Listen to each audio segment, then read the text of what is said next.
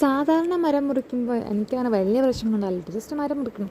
പക്ഷേ ഈ വീട്ടിലെ മരം മുറിക്കുമ്പോൾ ഭയങ്കര സങ്കടമുണ്ട്. കാരണം വെച്ചാൽ ഈ വീട്ടിലെ ഓരോ മരങ്ങളും ഞങ്ങളെ കുട്ടിക്കാലത്ത് ഓരോരോ ഓർമ്മകളുണ്ട്. പിന്നെ ഹൈഡ് ആൻഡ് സീക്ക്, സത്യം പറഞ്ഞാൽ ഒളിച്ചോളി കളിക്കുമ്പോഴൊക്കെ ഭയങ്കരമായിട്ട് പിന്നെ ഒളിച്ചിരിക്കണം, കയറി നടക്കണമൊക്കെ ഒരു മരങ്ങളായിട്ടോ. അപ്പോൾ ഫുള്ള് വീട് പണിൻ്റെ ആവശ്യത്തിനായിട്ട് എന്ത് മരങ്ങളൊക്കെ മുറിക്കേണ്ട ആവശ്യം വന്ന് അവൻ ആവശ്യം കൊണ്ട് മുറിക്കണം, അല്ലാതെ നിർബന്ധിക്കപ്പെട്ട് മുറിക്കില്ല. അങ്ങനത്തെ ഒരു അവസ്ഥയായിട്ട് നിർബന്ധം, വേറെ വഴിയില്ലാത്തവന് മുറിക്കുക കേട്ടോ.